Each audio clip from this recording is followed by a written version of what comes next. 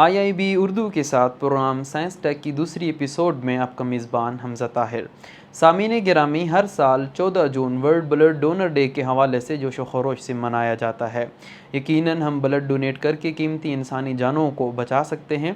इसी हवाले से अल्लाह ताला ने कुरान पाक के अंदर भी फरमाया कि वमन अहयाहा फ़कअन्नमा अहयन्नास जमीआ, जिसने एक इंसानी जान को बचाया वो ऐसा है, गोया कि वो ऐसा है कि उसने तमाम इंसानियत को बचाया।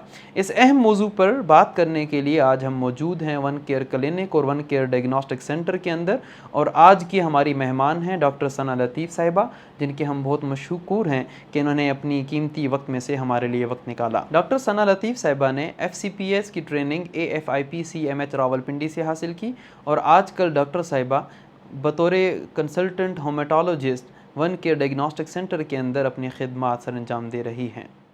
मौजूद सामीन, हर साल 14 जून को वर्ल्ड ब्लड डोनर डे के हवाले से सेलिब्रेट किया जाता है, ना कि किसी एक ख़ित्ते में बल्कि पूरी दुनिया के अंदर इसको बड़े जोश व खरोश के साथ सेलिब्रेट किया जाता है। तो मैं यह जानना चाह रहा हूँ आपसे कि इसकी क्या अहमियत है। जी, इसकी सबसे ज़्यादा इम्पोर्टेंस ये है कि जो लोग वॉलंटरली ब्लड डोनेट करते हैं, मतलब अपनी मर्ज़ी से ब्लड डोनेट करते हैं, उनकी एप्रिसिएशन के लिए ये दिन सेलिब्रेट किया जाता है। ठीक है। इसके अलावा बहुत सारे मिसकंसेप्शंस हैं, जैसे हमारे माशरे में, कि ब्लड डोनेट करने से सेहत के ऊपर मुनफी असरात मुरतब हाँ होते जी, एग्जैक्टली कहा जाता है कि ब्लड डोनेशन के बाद जो है वो इंसान का वेट बढ़ जाता हैं। है। जी, तो ये क्या इसमें कोई लॉजिक भी है या ये नहीं, मिसकंसेप्शन ही ये है? बिल्कुल सारे मिसकॉन्सेप्शंस हैं। राइट। इसके बरअक्स ये है कि इंसानी सेहत के ऊपर इसके अच्छे असरात हैं, हमारी हार्ट हेल्थ के लिए, मेंटल ठीक पीस है। के लिए। और जो नए खून के सेल्स बनते हैं वो रिसाइकल होते हैं इससे। तो ये सेहत के लिए खून देना, हर साल आप 3 से 4 मरतबा खून दे सकते हैं, हर 3 महीने बाद। अच्छा, हर साल के अंदर जी, आप हर 3 मंथ के बाद आप दे सकते दे हैं। सकते हैं, और जी, इसकी कोई मिकदार भी है कि हम कितना ब्लड डोनेट कर वो सकते हैं? आप 1 बॉटल जो आप देते हैं, वो उस हिसाब से आप दे सकते राइट। हैं। जी। और एक बोतल जो है वो कितने अफराद तक जी, अब इसमें ये होता है कि जो हम एक ब्लड डोनेट करते हैं, 1 पिंट कहते हैं उसे, उससे फर्दर 4 कंपोनेंट्स बनते हैं, जिसमें रेड ब्लड सेल्स हैं, वाइट सेल्स हैं, प्लेटलेट्स हैं और प्लाज्मा है। तो इस तरह से हम एक खून के अतिये से 4 इंसानी जानों को बचा रहे होते हैं। तो ये इसका एक पहलू ये भी है कि ये सदका जारिया है और इससे बहुत सारी इंसानी जानों का फ़ायदा होता है। डॉक्टर साहब, मेरा आपसे दूसरा क्वेश्चन ये है कि किस सूरत हाल के अंदर एक पेशेंट को ब्लड की ज़रूरत होती है? जैसे हमारे मुल्क में थैलेसीमिया नाम की बीमारी बहुत ज़्यादा कॉमन है। राइट। थैलेसीमिया के मरीज़ों को ब्लड ट्रांसफ्यूजन की ज़रूरत पड़ती है, या कोई इमरजेंसी सिचुएशंस हैं, रोड ट्रैफिक एक्सीडेंट है, या किसी की सर्जरी होनी है, प्लान सर्जरीज़ के अंदर ज़रूरत पड़ती है हमें।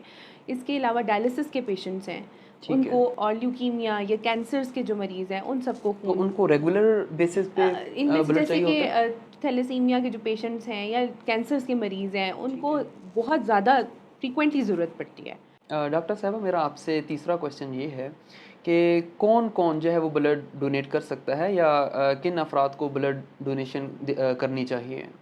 जी, इसके बारे में ये है कि जो भी सेहतमंद अफराद हैं और फीमेल डोनर्स या स्टूडेंट्स हैं, लेकिन एज जो है उनकी 17 ईयर से ज़्यादा हो, राइट। वेट 50 केजी से अबव होना चाहिए, कोई ऐसी क्रॉनिक बीमारी ना हो, किसी अद्वियात का इस्तेमाल ना कर रहा हो, तो ये सब लोग खून दे सकते हैं। डॉक्टर साहब, मेरा आपसे चौथा क्वेश्चन ये है कि अगर एक फ़र्द जो है वो ब्लड डोनेट करना चाहता है, तो उसको कौन सी एहतियाती तदाबीर को मलहूज़ खातिर रखना चाहिए, ब्लड देने से पहले भी और ब्लड देने के बाद भी? अच्छा, इसमें ये कि आप जब ब्लड डोनेट करने जाएँ तो उससे पहले एक तो खा पी के जाएँ, और जब ब्लड डोनेट कर लें तो उसके 10 मिनट्स तक या 10 टू 15 मिनट्स तक डोनेशन एरिया में रहें और रिलैक्स रहें, लेटे रहें, एकदम से नहीं उठना, क्योंकि जो भी रिएक्शन होता है, अगर खुदा ना ख़ास्ता होता है किसी को, तो वो उस वक्त ऑब्ज़र्व कर लिया जाए। और उसके बाद वहीं पे सर्विसेज होती हैं जिसमें स्नैक्स या जूस, फ्लूइड्स अपने ज़्यादा जो है बेहतर रखें, और कोई भी ऐसी फ़िज़िकल एक्टिविटी ना करें कुछ घंटे तक कि जिससे आपको थकावट का एहसास हो। डॉक्टर साहब, ये फरमाइएगा कि अगर एक फ़र्द ब्लड डोनेट करना चाह रहा है तो उसको कौन कौन से टेस्ट जो हैं वो करवाने चाहिए?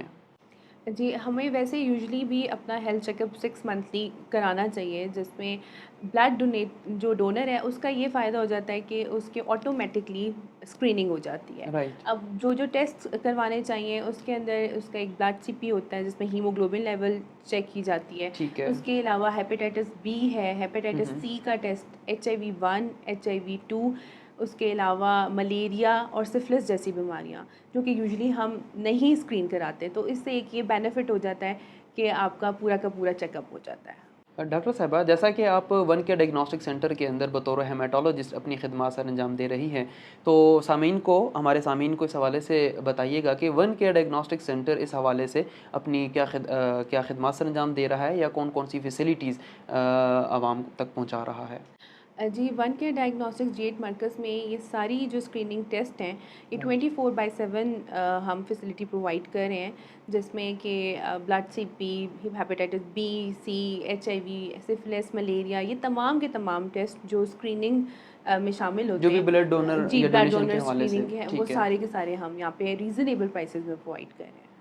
डॉक्टर साहिबा, मैं आपका इंतहाई मशकूर हूँ कि आपने इस अहम इशू के ऊपर हमारी रहनुमाई फरमाई और हमारे लिए वक्त निकाला, और हम आइंदा भी उम्मीद करते हैं कि आप गाहे बगाहे हमारी मुख्तलिफ मेडिकल इश्यूज़ के ऊपर हमारी रहनुमाई फरमाती रहेंगी।